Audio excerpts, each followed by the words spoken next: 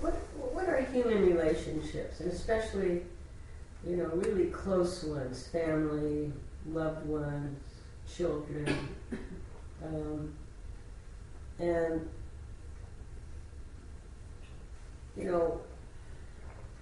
there's just so many different levels. Some of the relationship, the love, can be very, very deep, but it always seems to have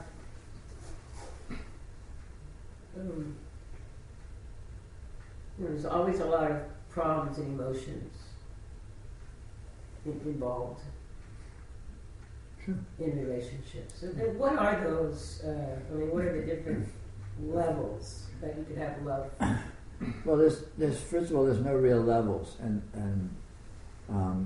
the emotions and intensities and problems and all that show up in a relationship are just an instance of confusion.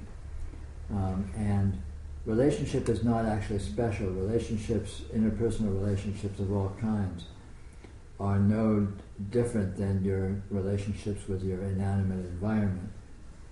It's all your karma of how you relate to your energy. And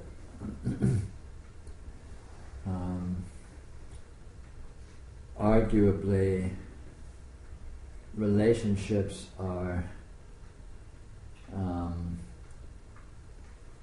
the place where these things become most obvious, because we place the most pressure on it. We have the most sense of importance in our relationship. But in actuality, relationships are not special cases. They're just you relating with your energy, and all experience is just you relating with your energy.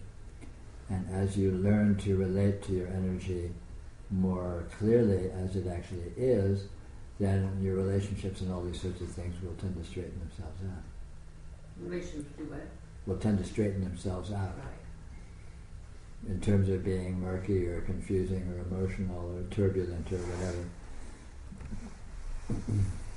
Yeah, I guess that's my experience too. I guess that's what I was referring to when I asked about levels. I mean, there's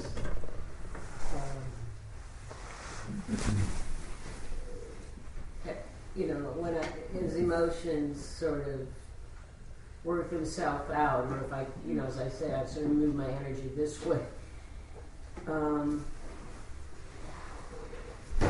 everything is clearer. Yeah. But the important fact is relationships are not a special case. They're just a symptom of how you relate to your energy in general. Well, what about, like for instance, with my children, obviously spent more time with them than, most other people or even other objects. Uh-huh. So is the amount of time spent, or the chances that there's been conflict, or not just conflict, but special, moments, does that impact the... Well, there's no impact. These things don't cause anything. They're just they're just symptoms of how you relate to your energy. I mean, you can look at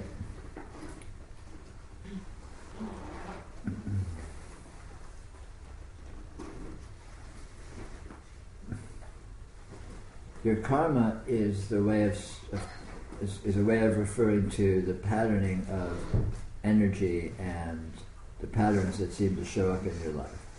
And the things that show up with most regularity are this sort of, you can think of them as the areas of focus in your karma. And things like children or prolonged relationships or your relationship with your body, all these sorts of things are,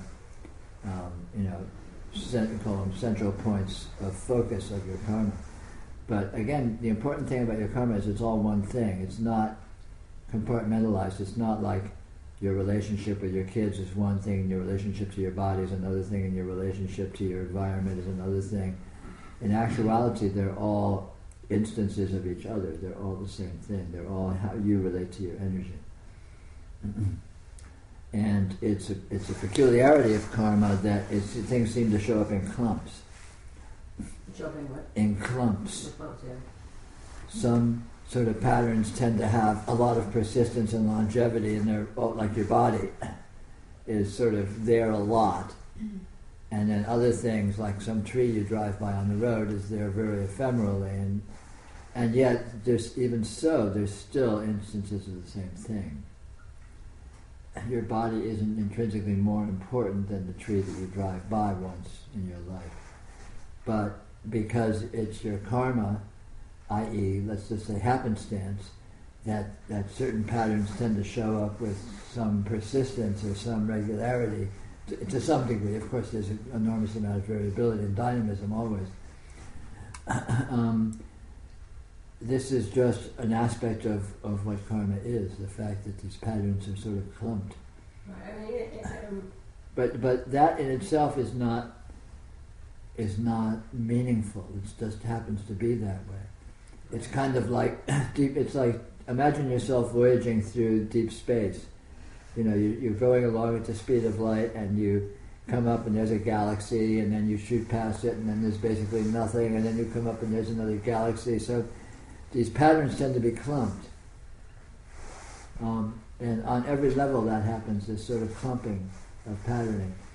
And in our more immediate experience, this clumping shows up in terms of persistence of particular patterns. Certain people or objects or situations seem to have a persistence or have a tendency to be more in evidence more of the time, say. And each pattern is unique, but again, each pattern is still just a convenience for you to interact with your energy. Yeah, I mean, it's actually in me. I mean, I perceive my karma. Yeah, it's in you. It's you. It's you relating to yourself. It's like dreams you have. Your dreams are all just you relating with your own energy. They can look like all kinds of things, and you can have recurrent themes in your dreams and so on and so forth. But all of that is just a happenstance. It's not particularly significant. The significant thing is how you relate to the energy of your dreams of yourself. If you are transparent, if you are integrated with it, or if you struggle with it, or push it away, or play games with it by favoring certain energies and rejecting other energies and all this kind of thing. In other words, if you complicate your relationships, your energy, then you're complicating your karma, and this will show up symptomatically in terms of the character or quality of relationships that you have with people and situations and things and so on, and internally in terms of your health and your psychological health and so on and so forth. Whereas when you learn to be with your energy more directly, accurately, transparently, more integratedly as it is, rather than holding it as this or that, pushing on it as this or that, struggling with it, things will tend to straighten themselves out, and you will experience yourself as a continuum, as a flow, as an integrated whole that is fundamentally joyful, meaningful, and nutritious. Yeah. And this again will show up on every level of your karma in terms of the specific relationships or the specific sort of functioning of these sort of clumps of patterns that tend to have more persistence in terms of their apparition. Yeah. I mean, that's sort of another experience I've had is that if I sort of let go, or, this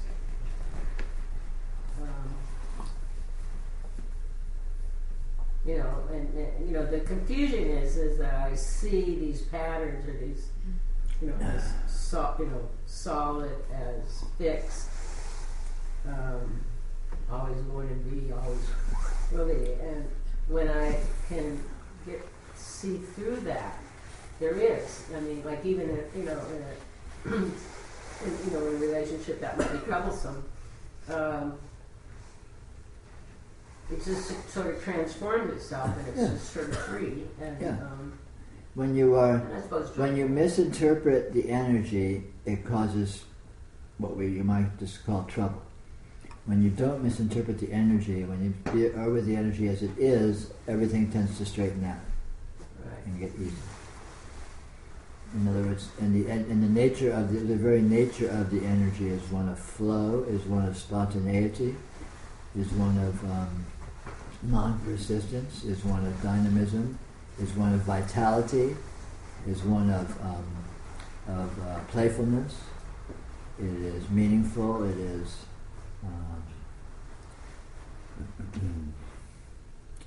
cryptic. But it's intrinsically all of these sorts of qualities as the energy itself, and then all the sort of patterns and entities and so on that the energy seems to present, are just like masks or apparitions of these more primal qualities. So when you hold things rigidly, when you expect things to be persistent, when you expect things to be consistent and all that, there's going to continually be a dissonance with things, because things aren't that. The actual energy is dynamic, it's spontaneous, it's playful, it's like all these other qualities. And when you are with it like that, all of a sudden the relationships tend to be healthy. I mean, like in terms of being people, when you allow them to be whatever they are, everything sort of gets healthy and straightens out and is easy. Right. When you try and hold them as being this or that, or expect them to be this or that, or think they ought to be this or that, or think you ought to be this or that, and all this kind of holding, which doesn't conform to the actual nature of the energy, that creates a dissonance, and that dissonance shows up as, various degrees of unhealthy relationship and so on and so forth. Problems, emotions, whatever. Right? So, and this applies to inanimate, relatively inanimate circumstantial situations as well. It's all about, as a yoga, in terms of spiritual practice and so on, it's all extremely simple.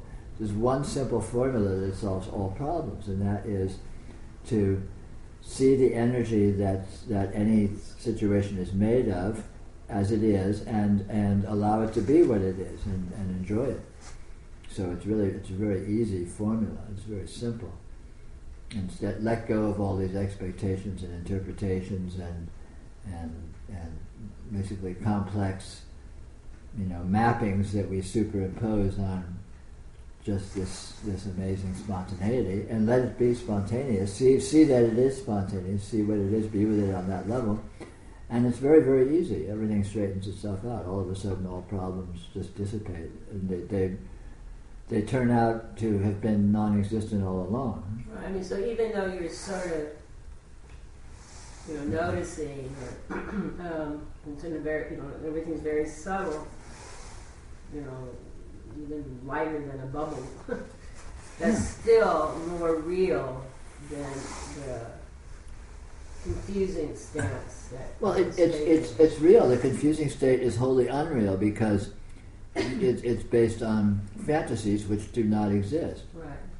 And you're expecting actuality, i.e., present energy of experience, to conform to fantasies, to conform to various ways you're thinking that it is. The fantasies are wholly unreal; they don't exist. They're real as fantasy, which is itself a spontaneous energy, but the content of the fantasies, the so-called condition that you expect these entities and circumstances to conform to, is wholly unreal. It just doesn't exist whatsoever.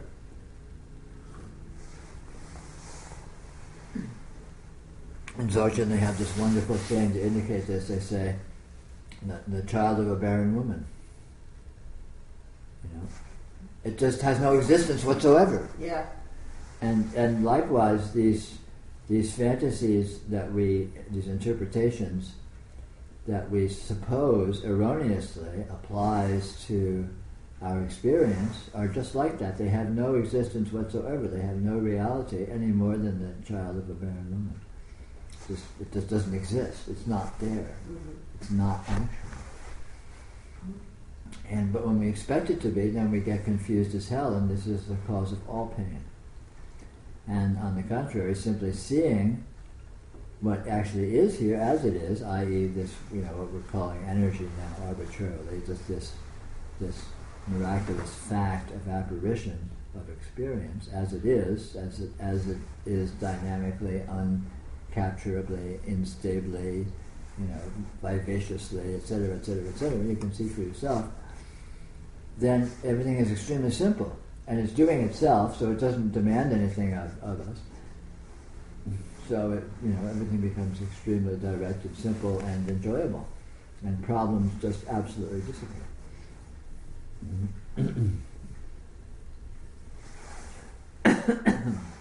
What about values? Like, we know what's right and wrong, and this makes us, puts us in conflict with what we experience, right? Yeah, well, again, values are Those fantasies? Yeah, essentially fantasies, sure. Because they're based on assessments of what conditions are, and in actuality, the actuality of conditions cannot be assessed because they're infinite. You can't know what anything is in actuality. You can't know what any condition is because it's too complex, it's too subtle, it's too nuanced, it's too profound to be captured by human thought. So anything that you think is a certain way, that is an approximation. It's an inaccurate approximation that fails to capture the actuality of what is really there. And so values and judgments and assessments are based on what we think things are, what we think people are, what we think we are, what we think situations are. And all of those assessments are intrinsically inaccurate because it's impossible to have an accurate and clear understanding of what anything is. It's simply impossible. It can't be done. Because we don't know conceptually what things are, what things are made of. We don't know what matter is. We don't know what energy is. We don't know what atoms are. We don't know what consciousness is. And so to ignore the fact of that fundamental ignorance and pretend we know something about something, it's a house of cards built in the clouds. It's not based on anything, because if you look at what it's based on a fundamental not knowing. And you can't get something known. You can't derive a known from an unknown, right? You can't start with a fundamental situation that is unknown and based on that foundation build something that you know. It can't be done. And since the actuality, the primal actuality of this experience is unknowable conceptually, it's unknowable, let's just say it's undefinable, okay? And all our value judgments and all our assessments are based on defining. Right? We define what people are, we define what situations are, we define whatever. And then we assess that philosophically or whatever, morally, and so on and so forth, and come up with values and all these sorts of things. But we think we're defining things and we think we're doing it accurately, but it's impossible to have an accurate definition of anything whatsoever. It can't be done. For the simple reason that what is here is undefinable. It's intrinsically undefinable because it is intrinsically infinite. It's intrinsically unstable. It's intrinsically inconsistent. It's intrinsically unresolvable into simple, coherent completenesses. It just can't. It's like trying to resolve a dream. It's like, well, in a dream you can be going along and you think you see somebody and you think you see cars and you think you see situations and you can pretend you know what's going on, but ultimately you can only pretend because it's a dream. You can't know what's going on because nothing's going on. It's not coherent, right? It doesn't collapse down to coherence, to finiteness, to simplicity, if you follow me. And our experience is like that on every level. Our waking experience is likewise like that. So, as a result, anything we think or feel or believe based on definitions is intrinsically inaccurate. It cannot be accurate simply because the actual elements that constitute our experience in ourselves is undefinable. You can't define it. You can't define consciousness. You can't define energy. You can't define matter. You can't define any of these things. Intrinsically, it just can't be done. But we ignore that and we think we can. And then we think we're right, and then we think, oh, I know what things are. I know what I am. I know what's going on here. But it's all bravado. It's not really true. If we're really honest with ourselves, we look, we see, I don't really know. At the bottom, I can't say definitively what anything is. Well, suppose I acknowledge humbly that I really don't know what this is. I don't think that I could stop feeling that things are unfair, for example. Like, it does not stop me from my reaction. I can acknowledge that I don't know. Sure.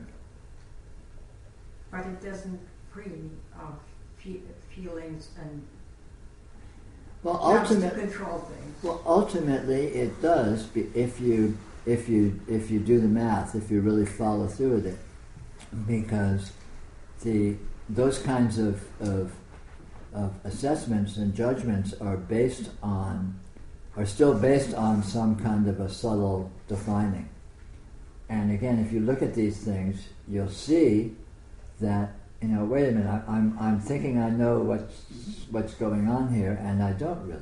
Which doesn't mean that you won't have inclinations and preferences and feelings, all of which is fine, but those themselves are unknown and are occurring spontaneously.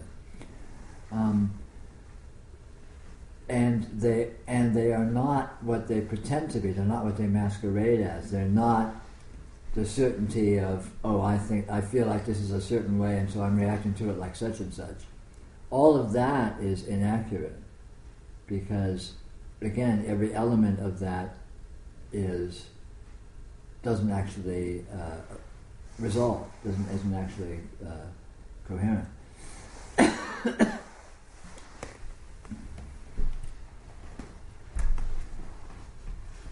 But it's easy to come to some understanding of that as a principle, but still have sort of unconscious beliefs where you're holding that you do know what something is, even if you're consciously, so let's say, realizing you don't, but then unconsciously you still sort of, just because we have it all our life, we've been with our experience in these various modes of certainty of, I know what something is, I know what this is, I know what that is, I know what I feel, and so these things are very deeply rooted, and that's why it can look like a protracted process to sort of come to a looser, or let's call it a more spontaneous engagement with the actuality of our experience, rather than relating to it in terms of these defined entities and defined certainties and defined situations and defined values and so on and so forth.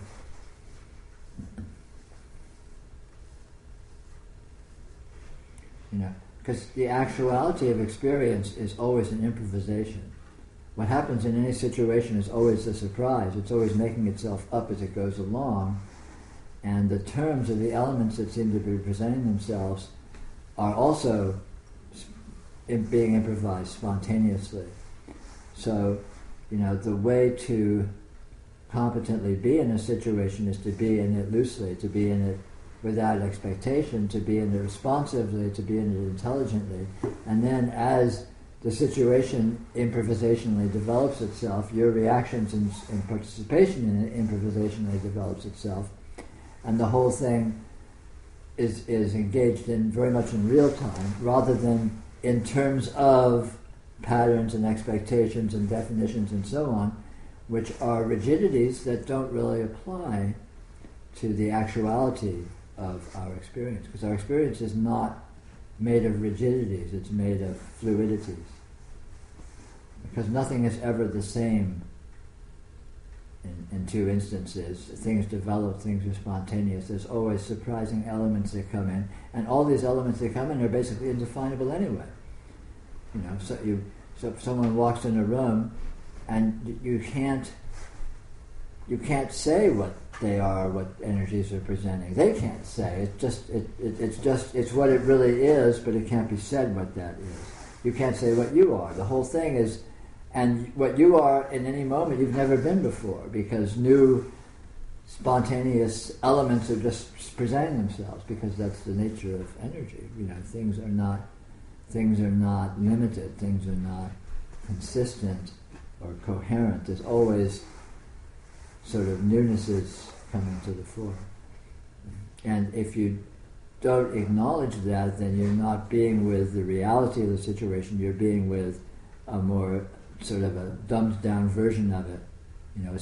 Let's call it an oversimplified interpretation, which doesn't take into account the actuality of the spontaneity of the moment, if you see what I mean. What I don't understand is, how do you go from noticing all these habits and patterns and rigidity going on? So one step is notice, right? And then you're at another stage where things all of a sudden are spontaneous. Yeah. How does this happen, this path? Like, you keep noticing that. Yeah. Well, don't bother to notice the rigidities and all that. They'll take care of themselves. Direct your attention to the freshness of experience. Direct your attention to the openness. Direct your attention to the undefinability, and that will teach you what it is. It will spontaneously draw you into a new way of being, with a freer way of being with your experience, because it is intrinsically free, and it can do that because you are that too. You are intrinsically free. You are intrinsically this kind of a free, spontaneous energy. And when you notice that, and you notice that the situations are that, you notice that you are that, even if you tend to have a habit, habitually go back to these kind of rigidities and structures, that's fine. But whenever you can, notice the actual nature of the fluidity of experience as it actually is, and eventually, since that is real, that is true, that is actual, and these rigidities and these formalities are actually untrue, they're actually fantasies, they're actually inaccurate, eventually the fluidity and spontaneity will dominate and will become the dominant mode of how you relate to your experience spontaneously, just by exposure. So, I mean, in terms of the technique or the way of doing it and all that, it's simplicity itself. Just whenever it occurs to you, be with your experience undefinedly. Be with your experience. Letting go of what you're used to holding it as being, and just be with it anyway. Any way that you can find yourself to do that, and anywhere in your experience that you can find yourself to do that. You don't need to do that across the board. Just any little just glance out the window and see a cloud in the sky and just notice, wow, that's just amazing. It's just this incredible pattern. It's just there. I have no idea what it is, but it's exactly what it is. And it's all happening in real time, right here, right now. And then you can look around and you can notice, well, and everything else is that too. Or maybe you don't look around. Maybe you just forget about it and go back to your normal mode of defining things. That's fine. But then again, it repeats itself over and over. Every now and then you notice something, and you notice the way the light shines off a piece of glass or something. You notice, wow, that's amazing. And just that contact repeatedly over and over is sufficient to retrain your orientation to your experience, to the energy of your experience, in terms of the depth of amazing spontaneity that it actually is, in contrast to this sort of relatively stilted, dead, rigid way that we habitually have been in the habit of holding it.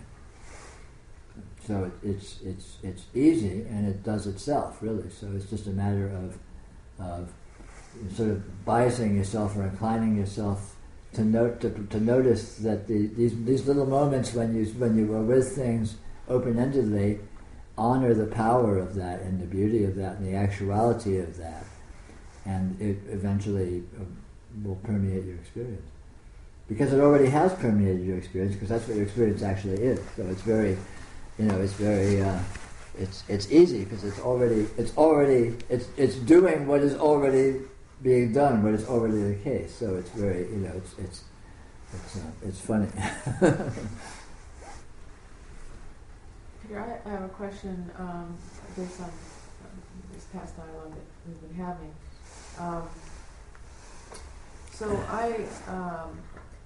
I'm not really questioning my experience anymore. I just kind of let it flow. But I'm curious to know if there is any kind of a relationship between fantasy and apparition. Because they seem to be connected in some way. It probably doesn't matter, but I just have a curiosity about Well, it. fantasy is apparition. Okay. Well, first of all, let's look at these terms a little more closely. Apparition is anything that appears, and there's nothing whatsoever other than apparition. Well, there could be apparition, and then there's thought or imagination. But thought is, if thought is present, it's appearing, and so it's an apparition. Okay, so they're the same thing. Yeah. Okay. Anything that appears is apparition. Anything that appears is, you might call it energy presence, or whatever. I mean, we're using these terms as if they were, as if they meant anything, and of course they don't. They're just sort of vague, metaphoric allusions, ways to try to refer to what can't be referred to. So then when you relax into the energy, then it seems that the apparition, somehow or another, just the momentum kind of gets less and less in terms of affectation or investment or just any kind of meaningfulness. The apparition stays the same. There's always apparition, but the interpretation and the investment and holding it to be this or that in a defined way lessens. Okay, so the apparition is always going to be there. Yeah, apparition is just appearance. Apparition is just something showing up. And that's the improvisation that you're talking about. Yeah. Okay. And apparition is always spontaneous. In other words, exactly what you're experiencing in the moment is unpredictable. The exact thought you're thinking at the moment, or the exact sight you happen to be seeing at the moment, you can't predict it. You can't know what your eyes are going to happen to be resting on, what's going to happen to pass through your mind, or anything, right? So the apparition, let's just call it the actual presentation of the content of experience, let's call it, is always spontaneous, always surprising, always unstoppable. But what it consists of is always undefinable. And again, our challenge is we're used to thinking we can define it, and the solution is simply to notice over and over that we actually can't.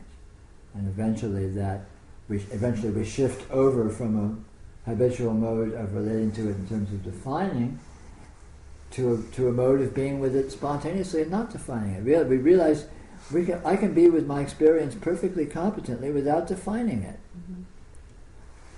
Because it doesn't depend upon definition. Functionality does not depend upon definition. It doesn't depend upon being able to justify or explain yourself or anything. Okay, that's helpful because I have separated ignorantly between apparition and imagination, but it is the same thing. Yeah. Because everything that I'm thinking is appearing. Yeah, and spontaneously. Spontaneously. So what you imagine just pop, there it is, poof. Yeah. So when you see that, imagination isn't the bad guy. Fantasy isn't the bad guy. It's just not seeing that fantasy is spontaneous apparition, and that everything whatsoever is spontaneous apparition, and as such you can't get a handle on it. How can you get a handle on spontaneous apparition? Can't be done. I mean, how is this coming? How is this showing up? How is light showing up in your consciousness? That question can't possibly be answered, right? How is thought showing up? How is fantasy showing up? How is belief showing up? How is emotion showing up? How is confusion showing up? And the answer to these questions is just a big question mark. I'll be damned if I know. And all of a sudden in that context you let go of the sort of ignorant and maybe well-intentioned arrogance of pretending we do know and thinking we can define anything. And that's what gets us into trouble, is thinking we can define anything. When you see you can't define anything, which of course is much easier than defining it. I mean, it's a lot easier to say I don't know than to come up with a string of bullshit, right? So it's much easier to not define it, and fortunately that also turns out to be the superior way of being with it. But when you talk about defining, because you can define it seems that you can define the apparition and what you're thinking and imagining. It seems like you can define that, but what you're really talking about is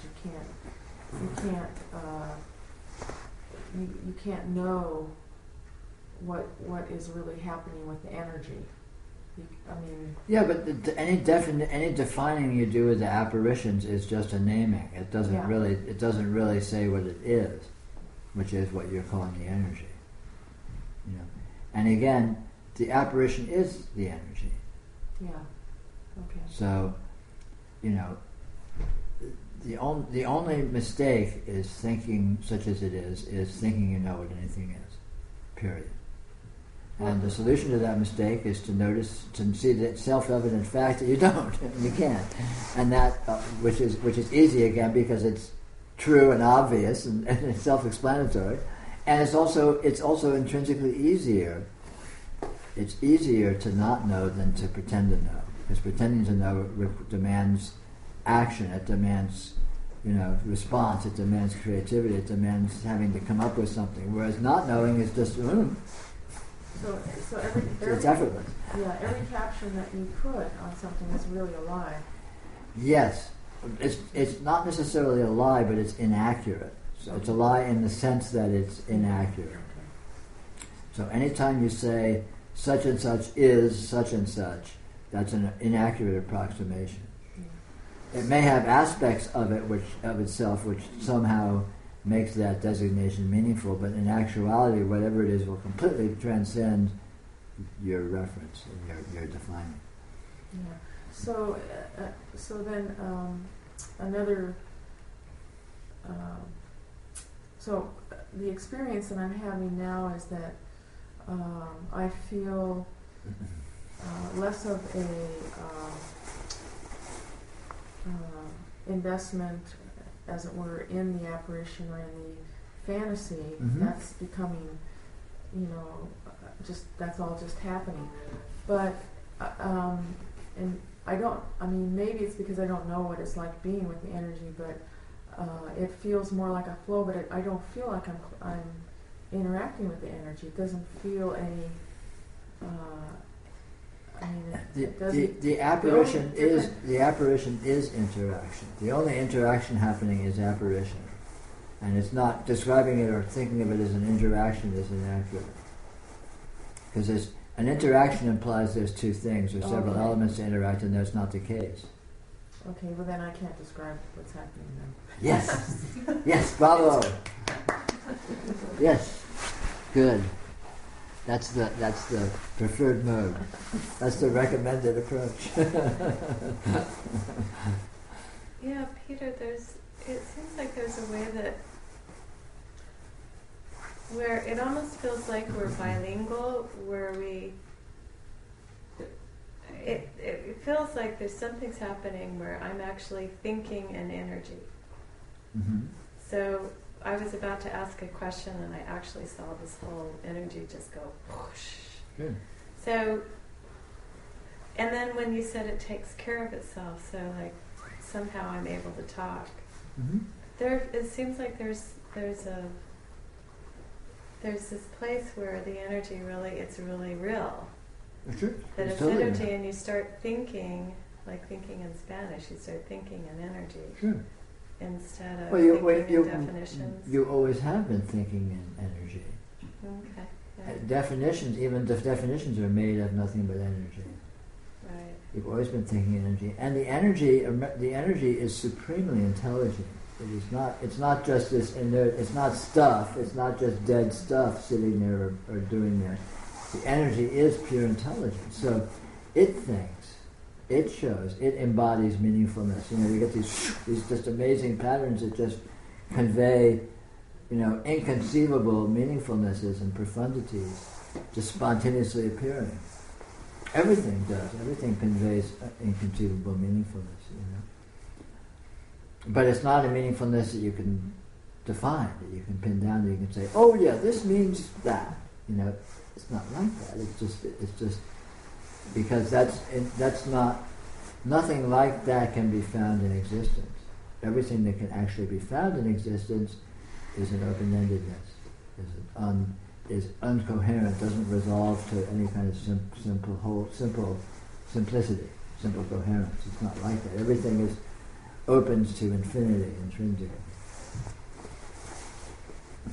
But that is the meaningfulness, that is the intelligence. So to expect it to resolve to coherence, to expect it to resolve to simplicity, that's the whole delusion that enables our defining, is that we have the fantasy that we can, take things and resolve them to what they actually are, resolve them to some kind of coherence, and then say, okay, yeah, I found it, it's this, and that is a delusion, because that can't actually be done.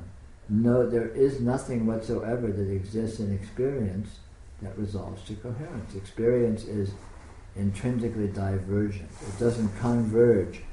The more you look at, if it converged, the more you look at things, the more coherent they would become. And that's not the case. The more you study things, the more incoherent they become. Like you get to know somebody, at first they seem to be something or other, and the more you get to know them, the more the aspects of themselves they reveal, and you realize, my God, they're all over the place. I thought they were this, and they're not. They're that, and this, and this, and this. And then you look at each of those things, and those things all spin off too.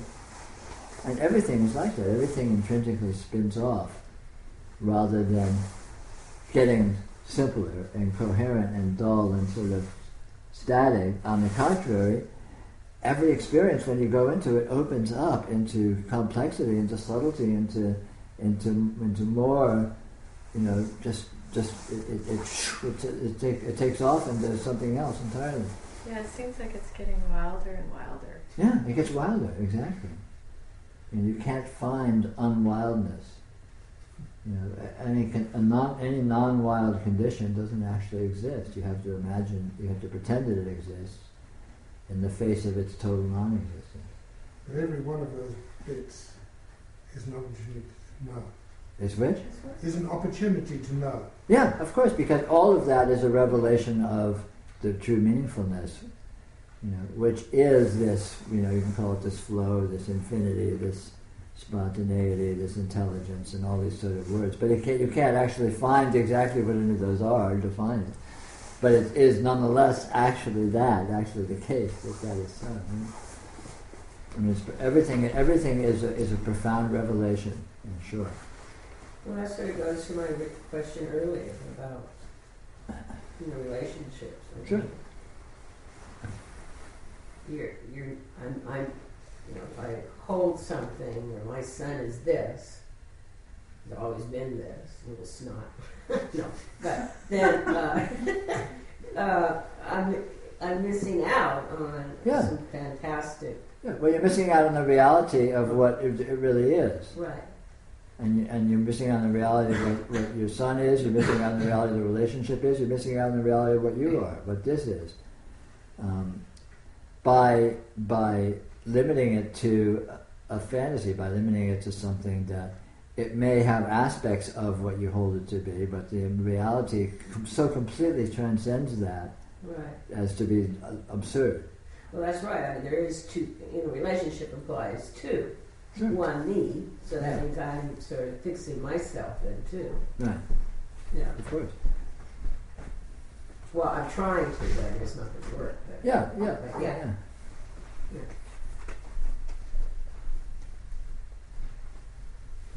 It's all, it's the same theme always. It's all about noticing what this actually is versus having simplistic ways of approaching it that don't really apply. When you see what this really is, it becomes quite clear that you can't define it, that you can't specify it, that you can't be rigid with it, that you can't be static with it, because those qualities are actually unfindable. They just don't exist. So obviously trying to relate to this in those terms is going to be square peg in a round hole.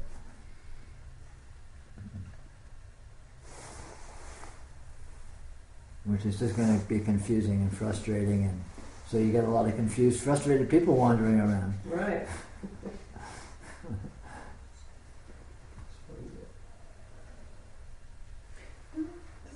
Does that realization make it less wild? Because the realization of the flow makes it just like not even wild, because there's no, it just kind of self-function.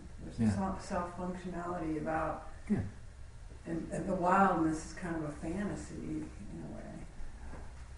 Yeah, I mean that's one way to put it. I think that a certain aspect of the wildness that happens during revelation when you discover it is the contrast between what you thought this was and as it shows itself to be so much more than that, there's a wow factor of, oh my God, this is incredible, and which is the wildness. But as you are more with this as it actually is and settle into that, the fact of its unresolvability and infinity becomes normalcy and becomes very simple and standard. Standards are a good word, but it's always wild in the sense that it is spontaneous, surprising, open-ended. But it's just a matter of adjective. But for sure, it's being with this as it is actual normalcy. Of course, and it's very much true that the process of discovering what this is has a lot of excitement and drama to it because of the contrast of the way we've been holding it to be, and then the discovery is not like that. Just wow, this is incredible, unbelievable. But when you get that that's how it is and what it is, that contrast is gone because you're not comparing what it is to what you thought it was so much as just being with what it is. And then there's just this open flow and blah, blah, blah, so on and so forth. So it becomes, normalcy. Always was normalcy. But normal in a different way to define it, though, the actual normal normalcy. is not normal anymore. Yeah, well, it's the actual normalcy rather than the phony, imagined, static normalcy which never existed. the delusory normalcy of confusion.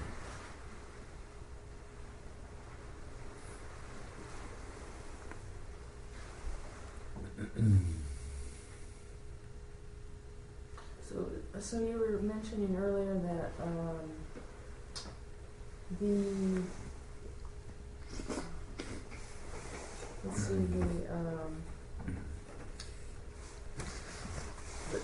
the apparition, or I think you've equated that with sloppy karma.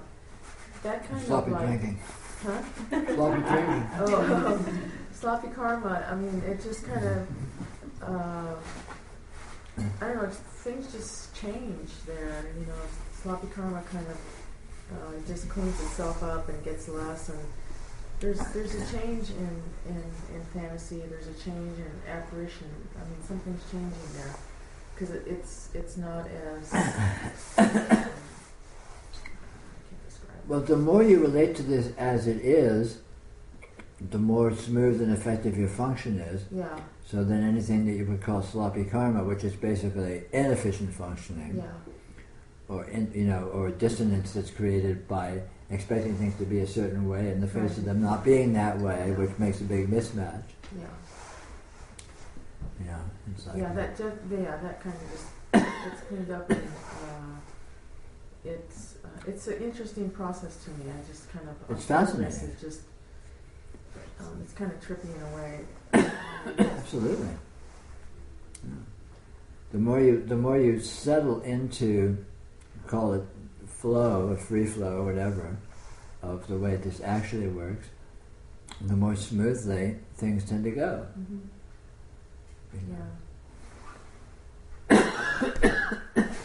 Yeah. Yeah, it's and what we labeled as problems or whatever just kind of just clear up, right? Exactly.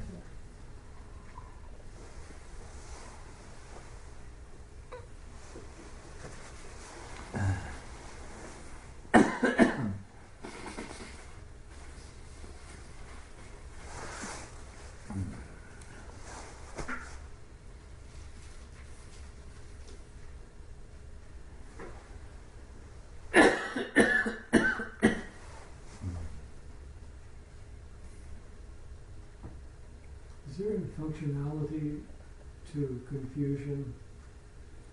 Well, clearly there is, or it wouldn't exist. But of course that's undefinable and ungraspable, so it's self-evident that there must be. But, Is it like a transitory stage that, well, clearly. say, our present state, our time niche, if we accept that, is going through, and that it's just a growing pain, or what? That's the way I look at it. It's clearly a phase in spiritual unfoldment. Realization grows out of confusion. Self-evidently the case by and large. So, exactly what's up with that, of course, is unknowable and unsayable. When it's empirically observable that it seems to be so. In other words, confusion is not a mistake. Reality is doing it, so it has to be. It's intrinsically a direct functioning of reality, so it's as functional as anything is. To the extent even functionality is even a meaningful notion, which of course it isn't. That's a good point. I could step behind my own confusion and stop being responsible for it. Of course. Sure. I mean, that's the shortcut.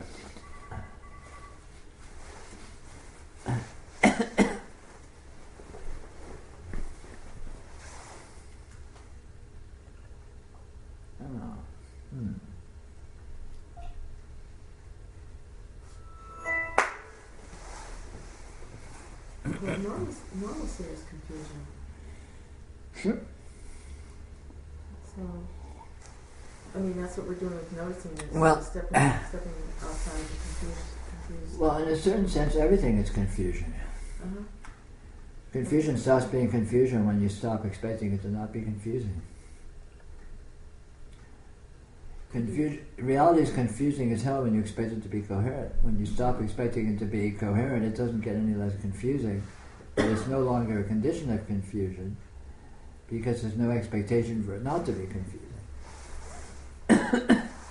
which can be defined as a condition of non-confusion. Because confusion is not actually unresolvability. Confusion is the expectation of resolvability in the face of unresolvability. Unresolvability is the actual condition. And the expectation that we ought to be able to resolve this. I ought to be able to make sense of this. I ought to be able to get to the bottom of this, tell what's going on, It can happen. Basically, noticing is noticing confusion. Yes. Yeah, confusion is what you notice. And when you see what it is, you see that you see what it is, how it is, as it is, and you discover it is reality itself. And then you're no longer confused about reality. Reality is confusion, and you're not confused about that fact. And that is clarity, paradoxically enough.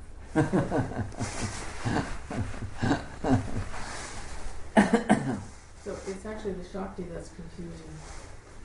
Yes, Shakti is confusing as hell.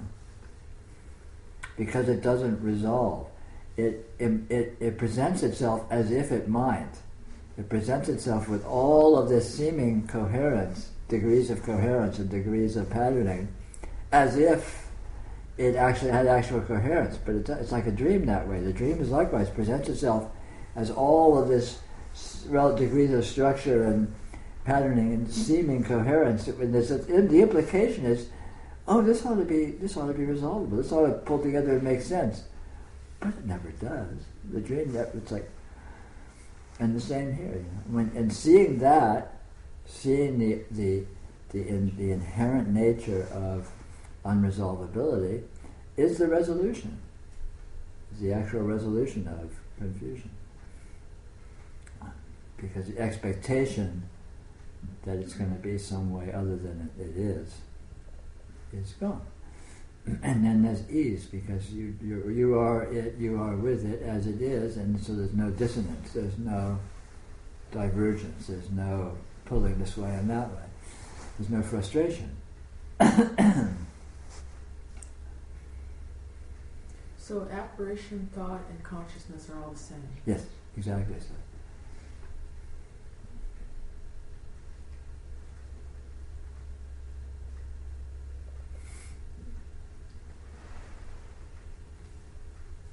It's really, sometimes it feels hard to believe that that we're all just kind of thinking this whole, everything that's happening, and that we're labeling and capturing. It's hard to believe that we're actually just thinking that it's just a conscious thought, and it's not really actuality. Well, it is actuality, and the actuality is that it is that. Well, I mean, right, okay. It's like a dream. The actuality of a dream is that it is a dream, and that's actual. But notice it's all being done. It's all being done by consciousness. Yeah, but noticing the dream is that's what's interesting. Is to notice the dream. Sure. And that it is all, everything I could possibly think about or imagine or fantasize about, it's all a dream. This is all a dream. You're a dream. Yes, exactly so. And for you, I only exist as a convenience of your karma. Mm-hmm. Just like as if you dreamed me. I mean, someone that was in your dream last night is only there because it was convenient for you to have it appear as if they were there. Yeah. And likewise, in exactly the same degree, I'm only in your experience because it's convenient for me to appear as if I'm in your experience. And vice versa. You're only in my experience because it's convenient for me to experience you as if you were present. And that's the extent of it. You can't take it farther than that. I can't find a you other than that, and you can't actually find a me other than that. If you really look closely, you can't be found. All you can experience is your own karma. So every situation and being and whatever presents itself in your experience is just your own karma. You're experiencing your own energy in forms that are, arguably convenient for it to be so. Just like a dream. Why did you dream the particular dream you dreamed last night? Well, I can't say specifically, but I can suppose that it's because that was the perfect form for my karma to appear to me in, for my consciousness to experience it. And likewise, here and now. So, can you just repeat what is the orientation when you have that perspective, as it were? You kind of shift in your. There's some kind of shift happening. Well, there's no orientation anymore. The orientation is just to spontaneity, which is completely astructural. Which is completely astructural. It has no structure or pattern or coherence. So you're just kind of floating then. Yes. Not only are you, but not only then, but you actually, that's your actual condition. You always have been nothing but just floating. You may have pretended and contrived that it was other than that, but it never actually was it? No. So it's always just noticing or rediscovering what's already always been the case. So the condition of realization is not a new condition. It's simply getting to the bedrock of what has always been exactly what has always been the case. Very simple. So it's nothing new whatsoever. Well, it feels new. Well, it's unexpected because of the contrast between what it is and what you've always held it to be. Yeah. But it also ultimately feels very familiar because it's where and what you always have been. And you know this in a very profound level. So it's home. It feels like home because it is home. It's where you've always been.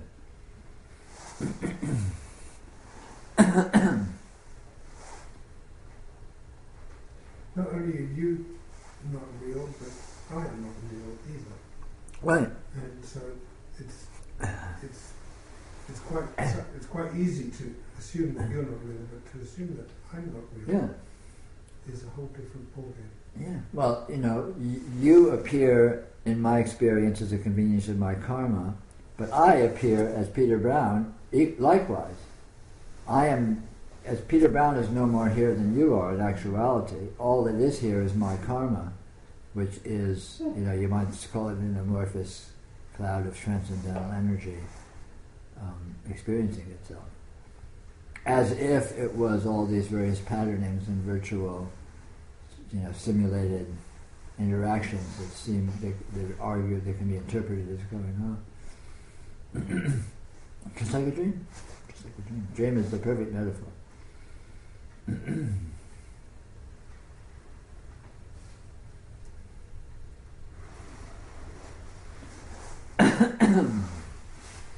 When you see yourself in a dream, you're not really there. Any more than the guy you're talking to is really there. And you're there just as much as the person you're talking to is there, which is only as an apparition. And the actual event, the actual you, is not even in evidence, except as the whole system. The whole system of the dream is you, but you can't find a partial you that is in the dream. And again, that exactly applies to this condition right here, right now.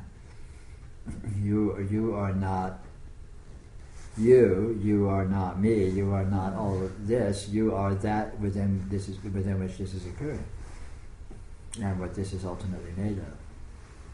Which is why by going to the energy, by going to the substance of your experience, you find yourself, because the substance transcends what's appearing. By going to the substance of a dream, you penetrate the apparent objects and circumstances in the dream, and you come to the dreaming itself. Because the substance of a dream is dream. And so when you find the dream, you find yourself, because you are the dream, you are the dreamer. Even as you appear as all the specifics and elaborations of the circumstances of the dream.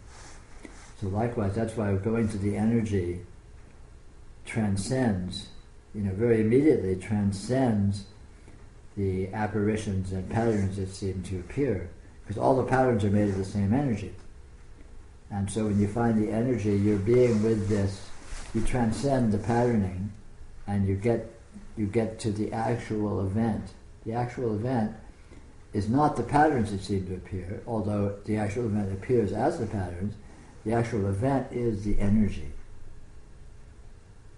All of which is right here, because the patterns are made of the energy. But being with the energy as it is, you are with the primal event of your own being. The actual you, not the character you that's appearing in your karma. Because the actual you is wholly outside and transcendent of your karma. You're not in your karma. You're experiencing your karma as a virtual reality, just like you experience a dream as a virtual reality, but you're not actually in it. You are entrapped by it.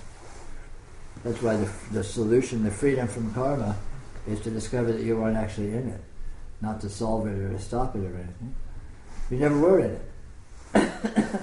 You only thought you were, or you may have thought that. So that must, what you're talking about is like the integrated experience. Yeah. It's not noticing the actual event, which is not what this looks like, it's what this is. This is the actual event, but it is not what it looks like, unless you are looking at it on the primal level of the presence of energy, the presence of consciousness, which is what's actually happening. The only thing that's actually happening. Why don't we have a little 5-minute chai break, and we'll be back shortly. Anybody else? Exactly. You had to be here. So you were talking about being in a neutral state when the energies are wild? Well, when the energies of anything. I mean, the way we are with our experience erroneously, and we push on it and pull on it. We expect it, we demand of it, we tell it what it is, we're constantly pushing and pulling and grasping and trying to hold, and then or trying to push away, trying to deny, all of these different, we're very, aggressive with our energy in terms of trying to push on it or pull on it. And learning to be with it, the essence of noticing, the essence of being with it more, letting it unfold more profoundly as it is to be with it, to stop doing that, to not be with it so heavy-handedly, to be with it, to be present, but not to be grasping or pushing or pulling, but to be with it very, very, very neutrally, gently.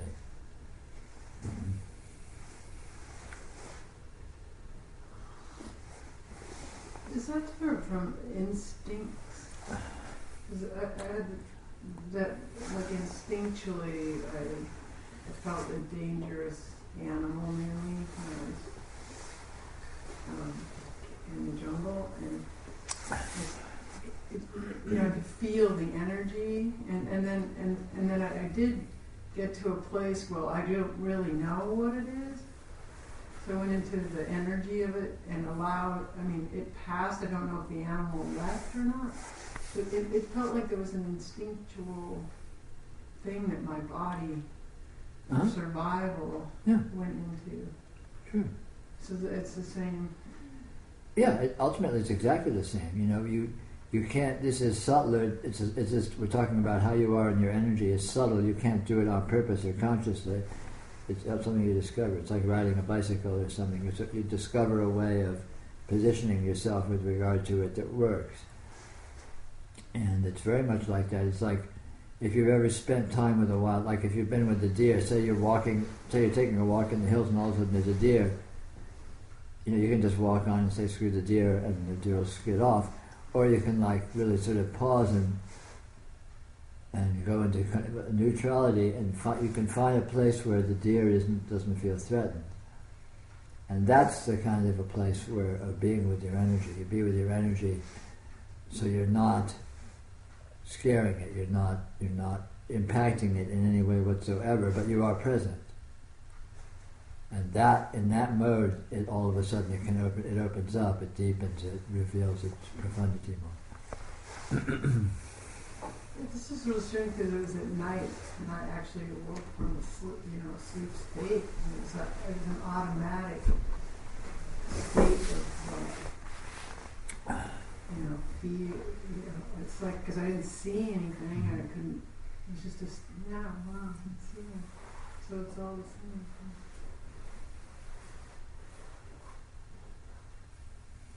Well, ultimately, the way we are with our energy is instinctual. It's not something we do deliberately or contrivedly. We haven't decided to be who we are, decided to be with our life the way we are. It's just something we sort of stumbled into. And to discover new modes of being with it is something you also have to kind of stumble into. You can't because it's not a thought. It's I use the sort of phrase of how you position yourself with regard to your energy, and that's obviously very much metaphoric. But what that means, you have to find for yourself. You have to discover the way of being neutral, a way of, and in so doing, you'll notice the way you usually push and pull on your experience, and you'll notice how you can do that or not do that. And that really shifts what everything feels like. But again, it's a feeling tone kind of a thing. It's not something that you can think or you have to just feel your way into it. It's not like riding a bicycle. Yeah, I understand what you're saying because I do feel sometimes I don't feel any push or pull. I just feel neutral. But I haven't done anything when I get into that neutral state. It just kind of just appears. Mm-hmm. So it's nothing that I can do to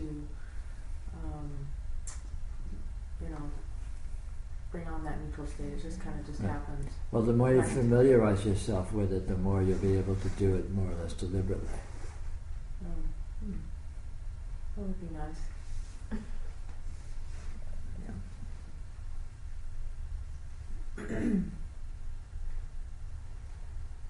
How does it affect your dreams? If you're having these glimpses of reality while you're awake. Yeah, it affects the dreams profoundly in a bunch of ways. I'd say typically for most people, on the one hand, your dreams might start to get more vivid and even more eventful, more exciting. And then in another sense, the dreams will tend to get more, or may tend to get more sort of less urgent. So there's a feeling that whatever happens in the dream, even if it's something that you feel caught up in, you don't really care. So, whereas dreams may previously have been more impactful, so where you're in a dream that's threatening, it feels really threatening, or a dream that's attractive, you feel really, drawn to it, that all tends to lessen enormously, and you begin to have a very sort of almost just playful approach to your dreams, where even if a dream is happening that's really problematic or that's threatening or something, you don't really feel particularly bothered by it. Even if you're in it and participating in it, there's a lightness that comes in of just, so the monster's going to eat me, who cares? So both of those things can happen, and they can also alternate. Where the dream, on the one hand, the dreams might get more vivid or more intense or more sort of really, really amazing in some ways, and on the other hand, there's kind of almost a detachment or an ease or a lightness about it. And the same thing with the waking life. In fact, the waking life, the same thing will happen. You will find yourself in there tending to go into a much more easy, almost sort of whimsical approach to your life, whereas what previously would have seemed really important and urgent, it may still seem to matter, and you're participating in it and being responsible and all that, but at the same time there's a certain sort of a lightness to it, or a certain ease of, or like a trusting kind of a sense of not really getting torqued up about it like you might have in the past. Is that like the Dzogchen masters you were talking about, how they're neutral, but then they'll find a state of anger or something and to experience the spice of it? Sure. But they're neutral. They're enjoying it. Yeah, because as you become detached from your energy, you become immune to it, and at that point strong energies aren't threatening or challenging, they're just entertaining. So a great anger or a great fear or a great lust or something that when you're sort of more spiritually practicing, you might go, oh my God, we got to avoid that, it's going to swamp the boat. When you get deeper into realization, those kinds of things just become, how entertaining. What an interesting flavor of energy, and there's not a sense of personal impact where it matters, where you feel vulnerable to it or anything. This is why it's called liberation, because you become free from circumstances. Circumstances, you realize you are not dependent upon circumstances of your experience, and since you're not dependent upon it, there's nothing, you have nothing to lose or gain from what appears in your experience. At that point, experience can look like anything and you don't care in the least. Because you're not getting anything from it, you're not being threatened by it, you don't need to defend it, it's just another flavor.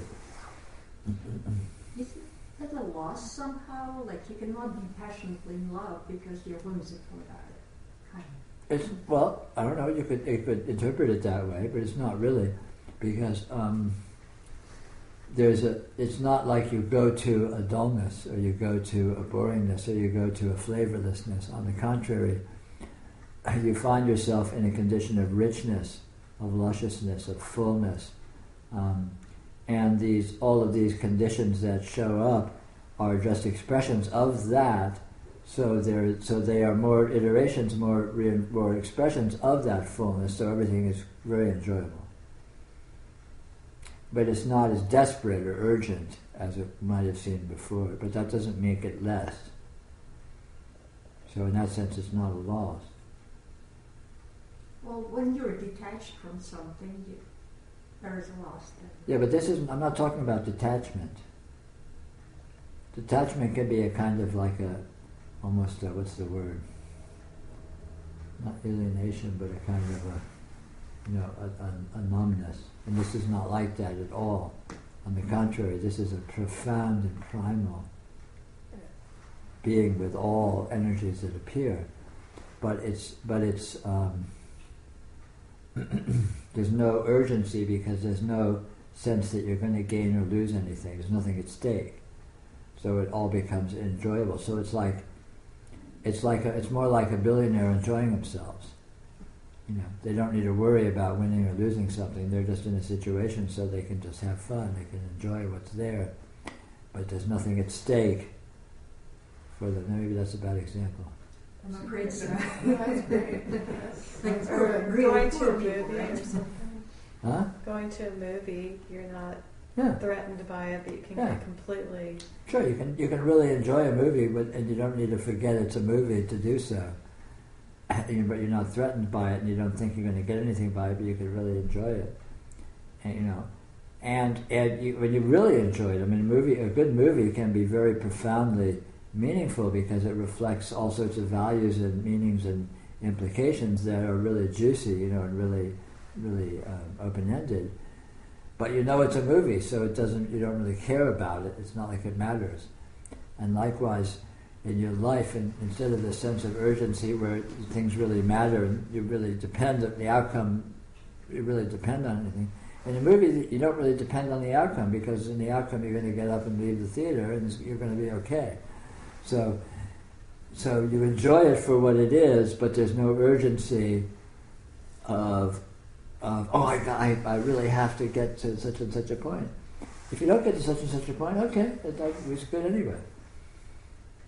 But anyway, I would suggest rather than thinking about it, come and see. But I can assure you it won't feel like a loss. On the contrary. Because reality is a fullness, reality is a lusciousness, reality is a vitality, reality is a meaningfulness. It's not a dullness. It's not boring. It's not lifeless. It's not neutral. It's profoundly vital. It's life itself. It's the life force. This is the life force. And everything is the life force. So everything is this beautiful, joyous expression and celebration of this amazing life force. But life is not worried about its expressions. Life revels in every one of its expressions.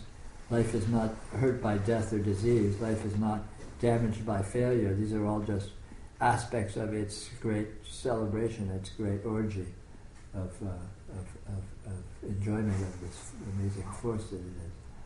And when you are with your experience on that level, that it becomes your attitude, where you just totally, completely enjoy this absolutely amazing, sacred, explosion of energy. It's like fireworks. Everything is like fireworks. There's these amazing light show of intelligence and meaningfulness. But any particular firecracker that goes off doesn't matter in itself. The firecracker can be a dud, or it can be a great thing, or it can go off, but then it's gone, and so what? There's nothing lost when it's gone, because there'll be more.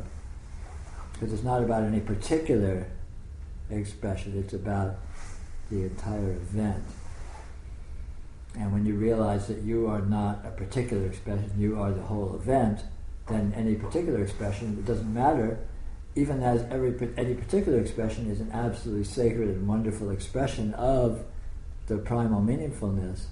So everything has great juiciness and meaningfulness and joyfulness, even as it doesn't really matter how it particularly goes or what happens with it. So what's the difference between this and going to see a movie? Nothing. I've seen some movies.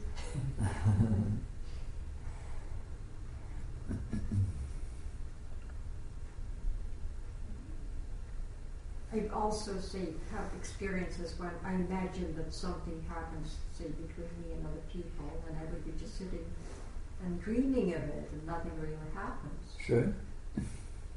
It's not that I always want something to be accomplished, to control things, to have certain outcome, not at all. Sure.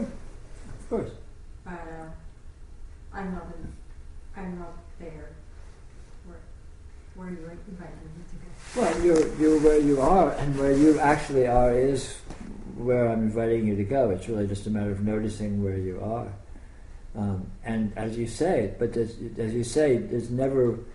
you're never only operating in one mode, you're always operating in many modes. You may have some modes where you're very invested in events, you may have some modes where you're more detached from them and playing them out hypothetically, like thinking about it, and you may have some modes where you're completely free and open and yet available, because it's not mutually exclusive. It's not like you're all only in one mode. We all have all modes of possible engagement with our experience available simultaneously, and it's really just a matter of noticing that instead of, mostly we tend to be sort of waking state and personal identity chauvinists, where what's really important is that I'm me and I'm in my life, and then the waking state is what matters, and so circumstances matter, and I have to do achievement, or I have to be safe, or I have to whatever, right? But that's a bias that is very one-sided. That is one mode, but there are many other modes of experience that we're also in simultaneously that we tend to devalue. And it's really a matter of noticing all these other modes and noticing that they're all just as valuable as each other. Sleep is just as valuable, dream is just as valuable, daydreaming is just as valuable, and they're all as true, as real.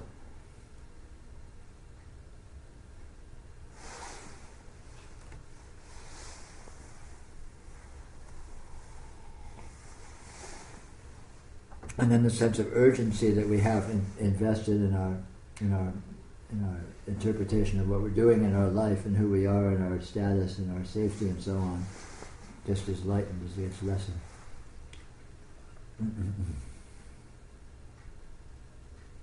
Did you say lightened? Yeah, it's lightened. Yeah. The attachment, the urgency, it gets lightened. It feels lighter. Yeah, sure. And what's that from? From noticing that you're simultaneously in many other ways of being with your experience, and they're all equally valid. Mm. In other words, the one narration that you're used to saying, oh, this is what's important, this is what matters, this is what's real, and all the rest of that stuff we sort of sweep into the background. You notice that, no, that's not true, everything is equally real, everything is equally important. And sure, these modes are there, but other modes are there too, and they're all interesting, and they all have their value and their importance, and they contribute a different perspective when we begin to inhabit them more fully. So then the lightness comes from just less conscious And less identification. Identification. Yeah, identifying with some particular role or a particular scenario. Yeah, it feels physically less effort. Yes. Doing. Yeah, you'll feel that physically. You'll feel that lightness physically. It'll feel less. There's a kind of an urgency or a tightness of, things matter, and sort of fearfulness and sort of, protectiveness, and that literally just releases. It begins to release. When you go, no, everything's okay. There's a sense of sort of okayness that comes in, that's independent of, it's not like, this is really important that this works out this way. It's like, no, I'd like it to work out, and it is important to me, but it's not life or death. It doesn't. It's not like this. It's like, you can breathe, you can relax, and still participate, but it loses this monomania, this intense urgency of neediness.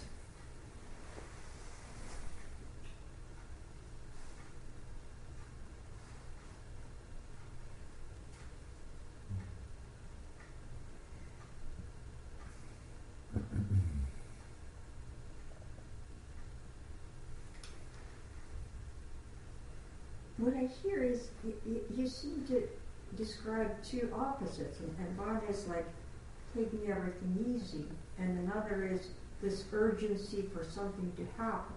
Right. But I see other things here, like being, I don't know, sitting at home and being sad, and I don't want anything to happen. I'm just kind of sad in a sad mood. And is there urgency there? No. I don't know. Maybe, maybe not. It's not about urgency, it's about perspective. It's about being sucked into a narrow view of things, or having events happen in a much, much bigger context. So sometime you might be sad, or you may be, lost in a reverie or melancholy or something. But if that's all that's happening, then you're just sort of in a tunnel vision. But if that's happening, but it's in a much broader context of so much more of everything else in your life, everything else you are, everything else you have been, everything else you will be, all of that, then it has a different context. It's not sort of locked in or serious or important. It's just another sort of a small expression of the huge possibilities that you are.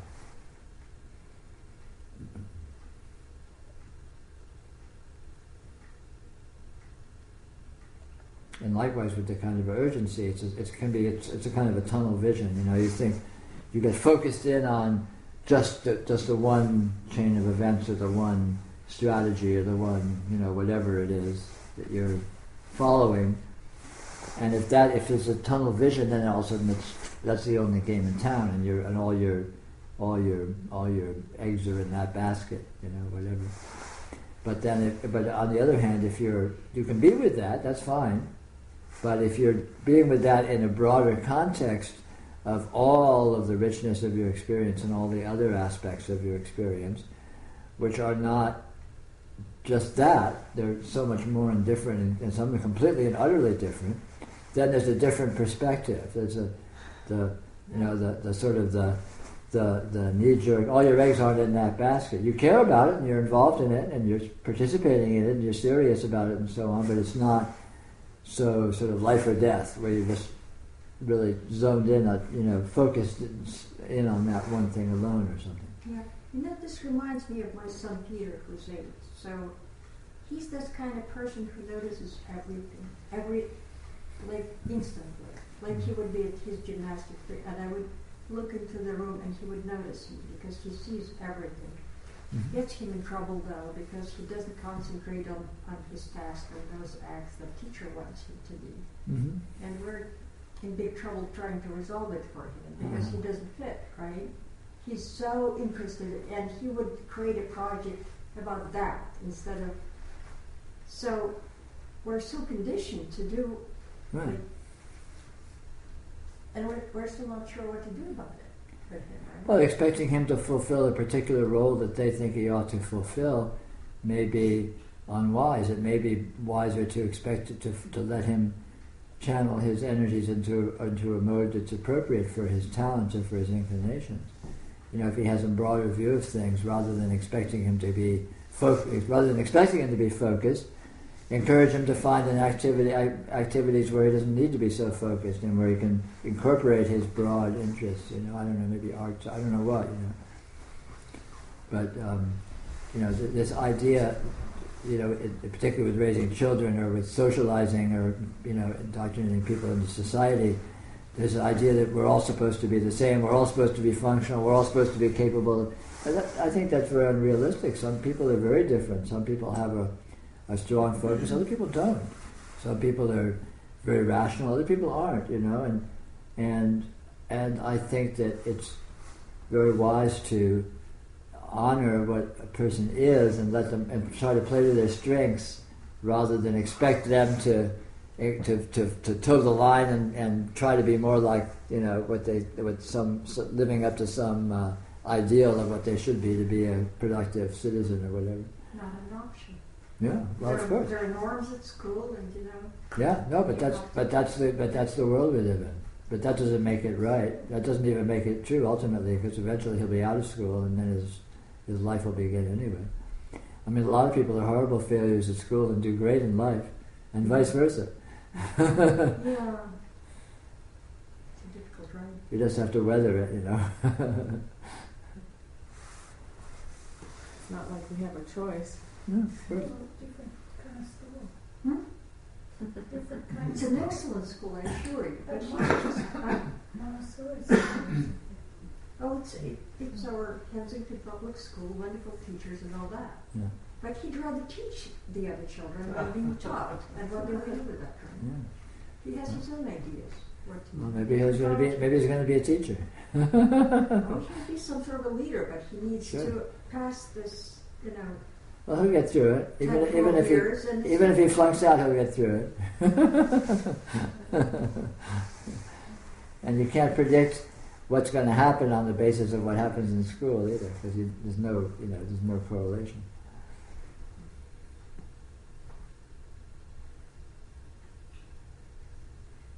I mean, what was it they say? Einstein, kept failing math and didn't speak until he was 5 or something. I don't know what, these stories, and it's you never know. I mean, there's no direct correlation between academic conformity and success or effective living in life.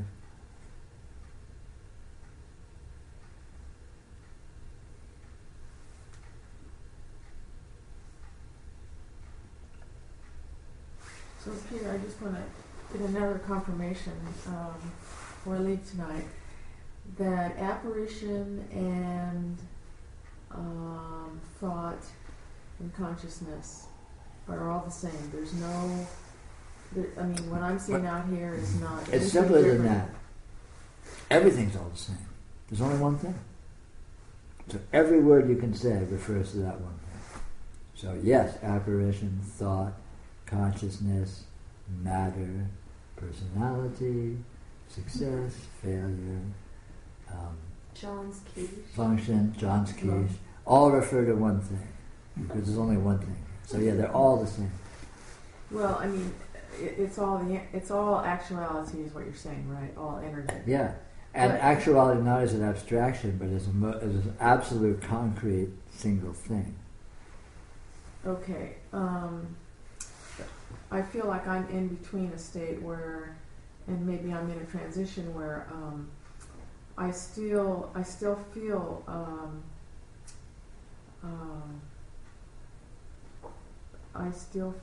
abstraction. Yeah, that's fine. Okay. But all of that is this, and being in between is this. This is always in transition. The very nature of this is this is always transitioning within itself. Okay. There's no finality here whatsoever. There's no resting point here. But I don't know it as I don't absolutely know it as uncertainty and indefinability. You can't absolutely know it's uncertainty because it's uncertain whether it's uncertainty. Okay. I can see I'm not going to get out of this. I'm not going to let you out. Okay, all I wanted to know was that I was distinguishing apparition and thought, and now Right. I can actually, if there was anything I could say with certainty, that is there's no difference No between difference. those two. No difference. And Apparition, thought, fantasy, and direct experience of energy are all one and the same thing. okay. They're different words for the same thing. They're Right. being spin-doctored as if they were different to try and emphasize different aspects of it. But in actuality, the aspects always come together, so you can't separate them, so it's pointless. Okay. We have all these words that split hairs to say this is different than that, but they're all lies, because even though these words may reflect actual aspects that are arguably present, they're not actually separable. You can't actually separate them out. It's like saying water is wet and water flows. You can't take wetness and flowing and put them and pull them out of water and put them on opposite sides of the room, because it's just water. The wetness is water. The flowing is water, and likewise, the apparition is the energy. Thought is the energy. Fantasy is the energy. Confusion is the energy. Clarity is the energy. Transition is the energy. So, And you can't take those things and pull them out and separate them and put them on different shelves. Because they aren't things. They're just they're arguable attributes of one thing. So consciousness and actuality are the same? Exactly. Subject and object are the same. Huh? Subject and object are the same. Self and other are the same. All of these things that we think are arguably different, you can't. They're just different. They're referring to aspects of one thing, and the aspects are not separable. You can't pull the aspect out. And you can't take subject over here and object over here and see that they're, and have nothing in between them. It can't be done. Subject is always right here. Object is always right here. Right? Where, have you ever found an object anywhere other than here? Mm-hmm. And have you ever found a subject anywhere other than here? Has there ever not been a subject present? Has there ever not been an object present? So why have two different words for one thing? Why not just throw them both out into the junk?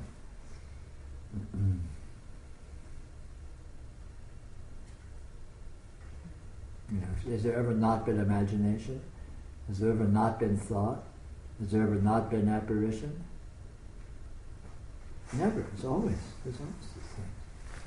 But they aren't things. They are always here.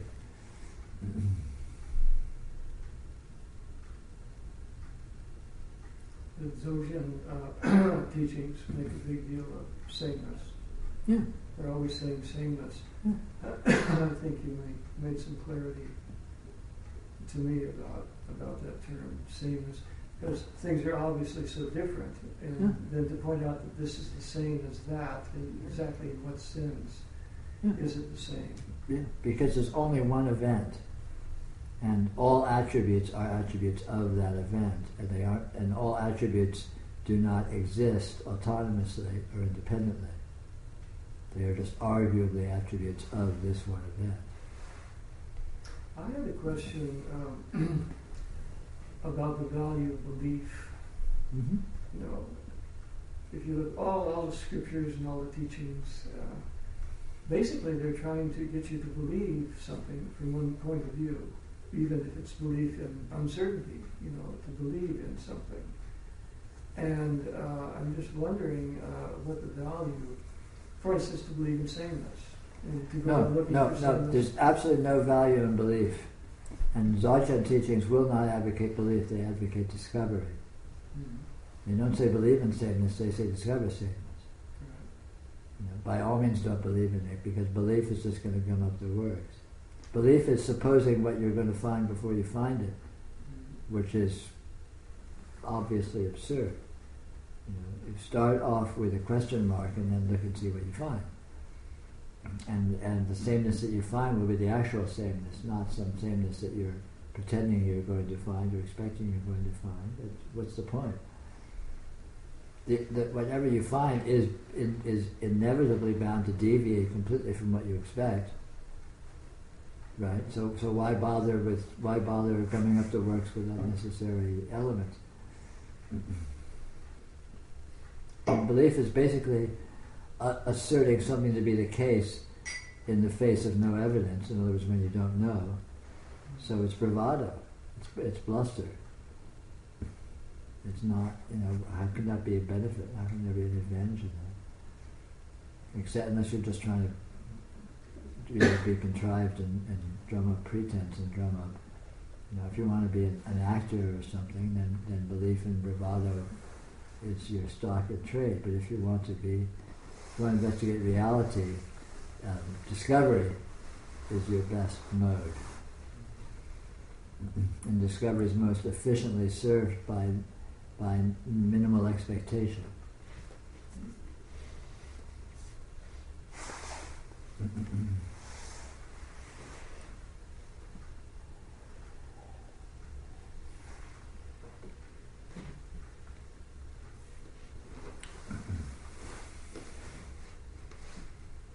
And that's the nice thing about the Dzogchen teachings, is that they are all experiential.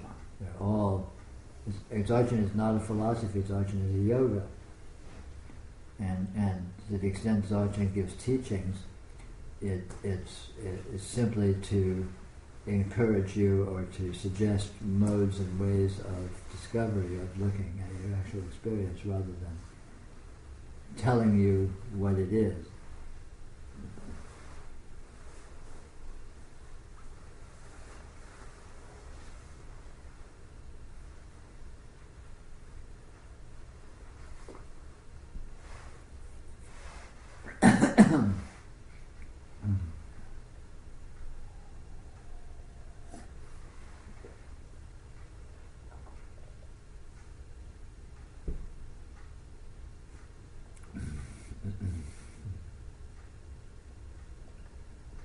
There's also this strange thing called attention, and I've been sort of trying to be attentive to that and discover what the dickens it is. I don't know what attention is. Mm-hmm. It's weird. It's weird. Do you have any comments? You won't be able to resolve it. Well, you can take a stab at it. Yeah, attention is miraculous. It's empirically observable. You can assert that there is attention, but again, when you try and find it and isolate it and pin it down, you can't. You know, it's like all characteristics. That's why that's why I say reality is indeterminate, because you can't determine what it is or what any aspect of it is, even as it is self-evident. It's self-evident that there seems to be something that we call attention, but you try and pin it down, you try and actually find it, you try and really get a handle on what exactly it is, and it's like slips through your fingers. Even as it still is completely obvious. And not only obvious, but you seem to have control over it. I Yeah. seem to be able to put attention on the chair and on the light and... But again, that invites the question, well, what exactly is control? And what's doing the controlling? And is it actually controlled? You know, what's the difference between control and spontaneity? Is there a difference? And again, all these questions, again, each of those questions are also unresolvable. Right. You look at them, there's something there, but then you try and pin down what it is, and it's like a mirage. It slips through your fingers. You can't isolate it. You can't get to the bottom of it. You can't get to the core of it. It just... While still being self-evident, as self-evident as it ever was. But everything's like that. You know, all qualities of reality have exactly that quality. You know, in fact, this is one way to be sure you're dealing with reality is indeterminate. When you find something you can determine, that's a sure sign you're in fantasy. I mean, you can know what anything is, it's a sure sign you're imagining it. Whereas all aspects of actuality are completely indeterminate. Like present. Present is completely self-evident. This is present, right? Undeniably. Try and find what presence is. You know, it's just gone. You know, you can't. It's so self-evident, so obvious, but you can't find it. But even when in not finding it, it doesn't go away. You know, try and find what consciousness is. You know, even though it's so obvious, it doesn't go. You know, you can't find it, but it doesn't go away. You know, try and find what differentiation is. You know, why is every aspect of my field of vision completely different from every other aspect of my field of vision? You know, it's completely obvious that that's the case.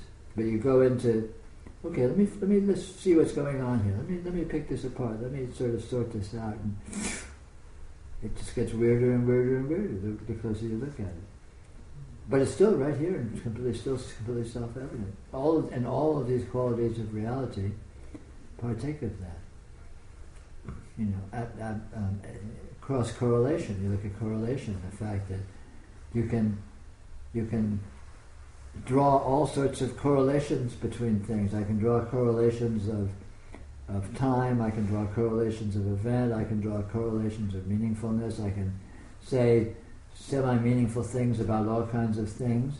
And you try to, how is that possible? What's going on there? You try and look at what's actually happening there, and again, the whole thing is, you know,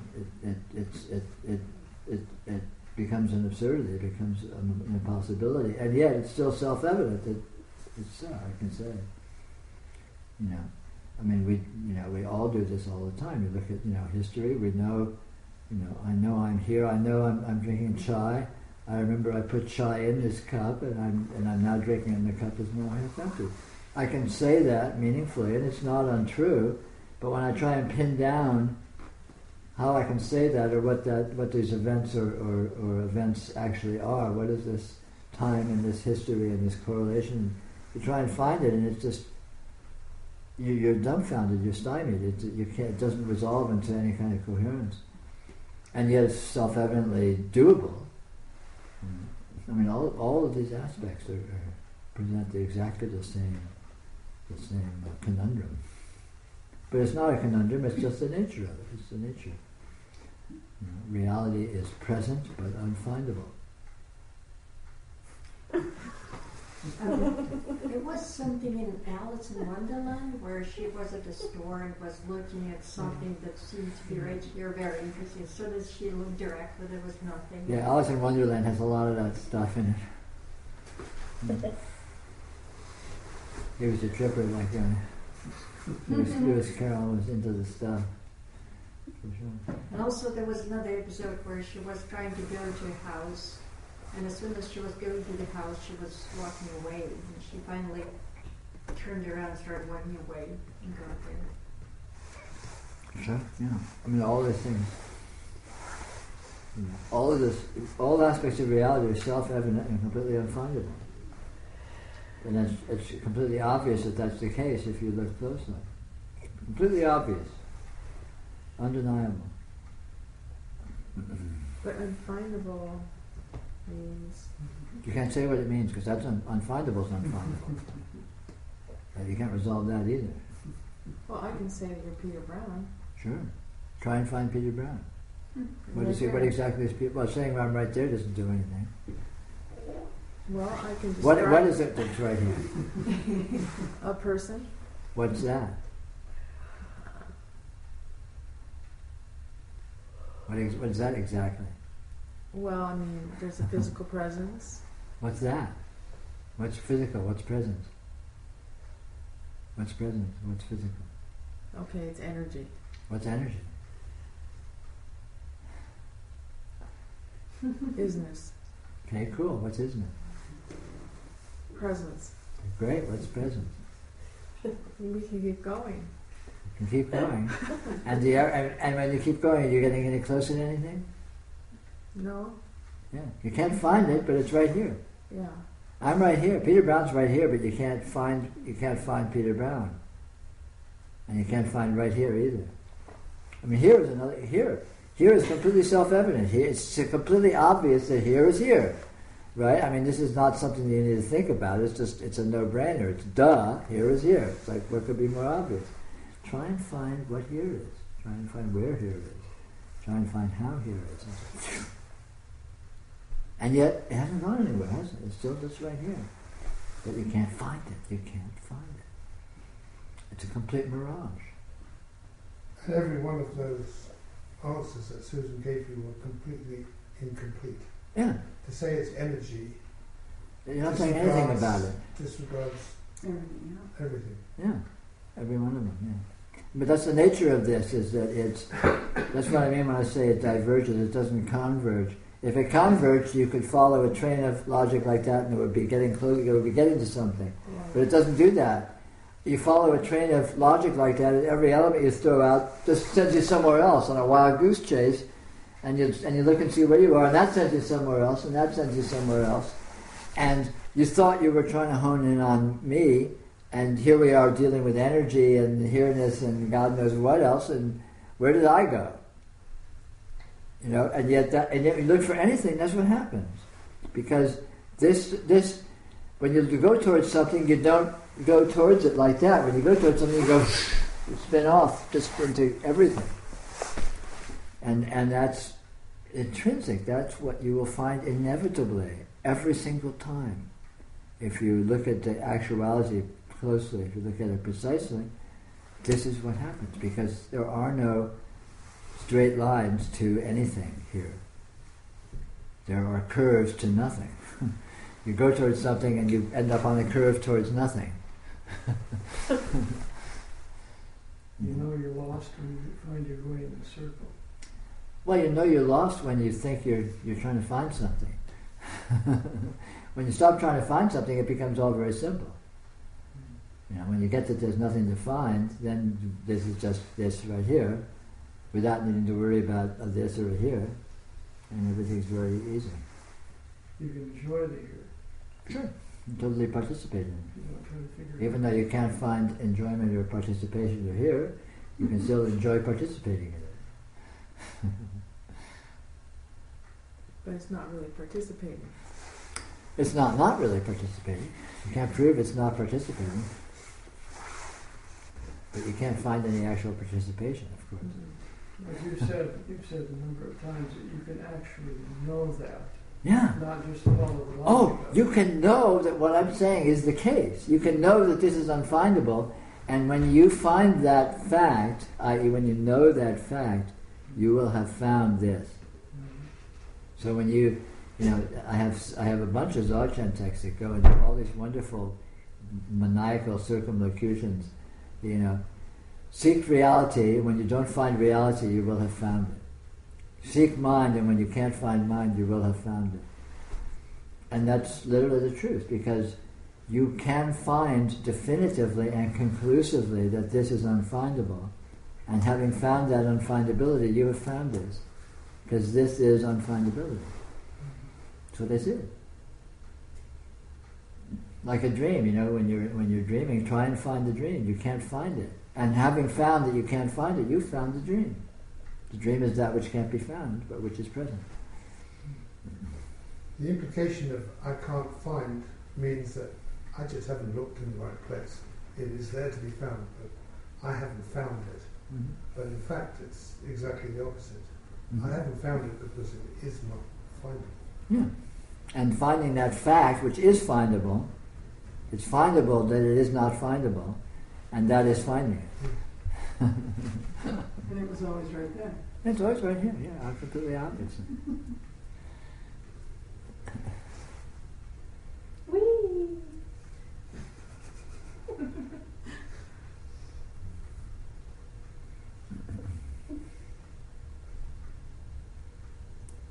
You know, but when you look at these things, then in that context it becomes clearer and clearer that our simplistic, defined world where we can define things and talk meaningfully about them and know what they are and so on is an absurdity. Because in actuality you can't find anything, you can't pin anything down, you cannot define completely or accurately what anything whatsoever is, because you can't find it to define it, even as it is completely present.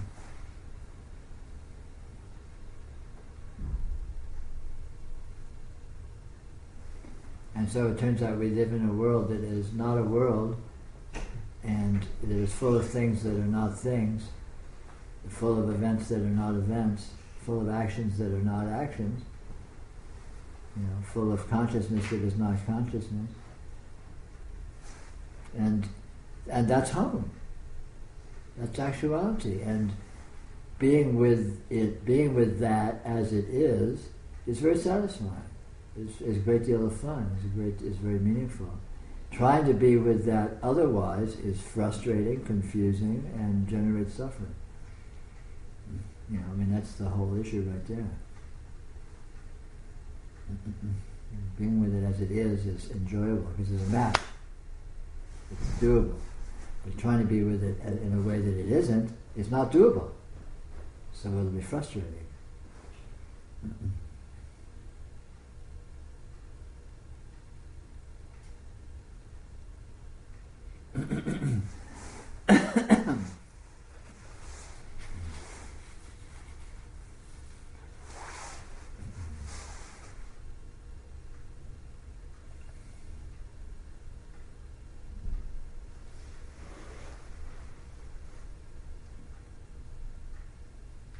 You're giving up by figuring anything out.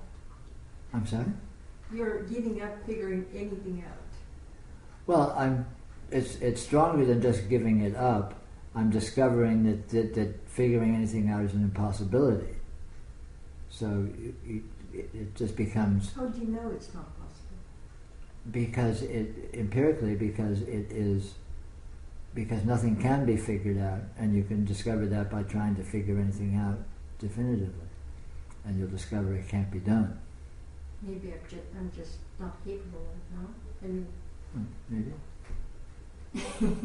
But then in that case, no one's capable of it, which means it's a superhuman quality, and since we are humans, where does that leave us? I mean, the supposition that it might be doable, but it can't be done by anyone who's known to exist, is kind of puts it in a realm of abstract speculation and removes it from real life. If it's not a part of real life, then what good is it? The fact that it might theoretically be possible for something to be figured out, but it can't be done in practicality because no one can do it. It's a situation that's exactly identical to it can't be figured out in practical terms, as far as we're concerned, right?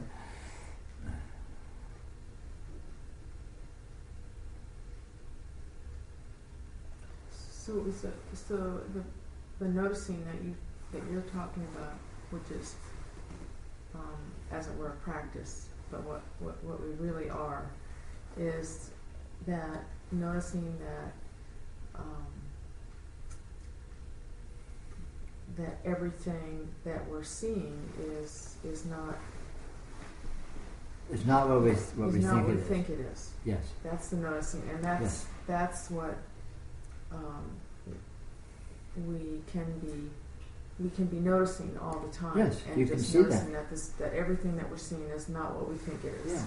And this is discoverable because you can look at anything and look at what you think it is and discover ways in which it's other than that. Mm-hmm.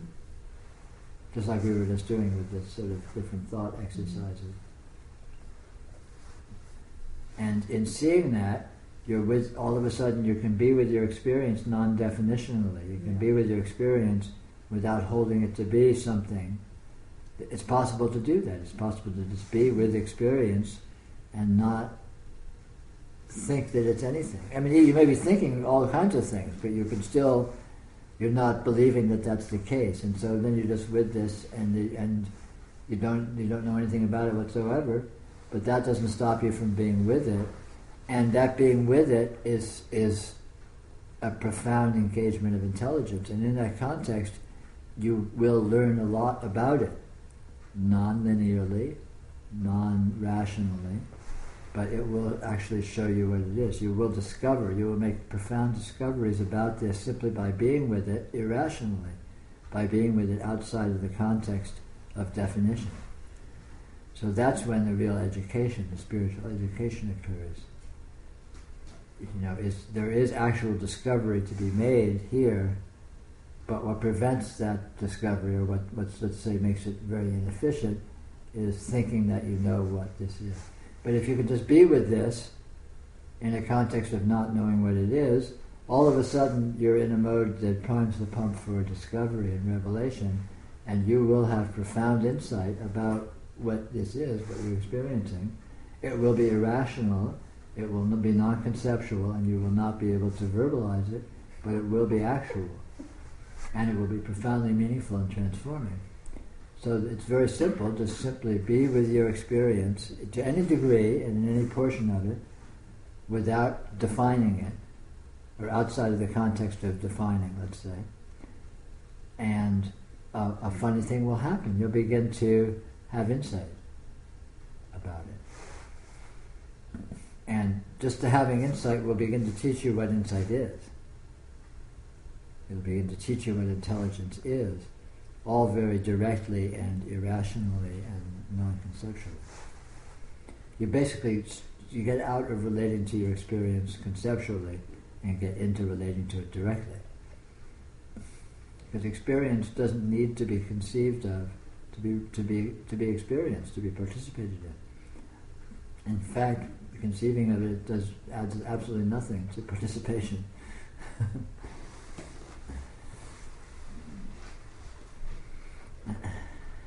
Oops, it looks like it's about quitting time.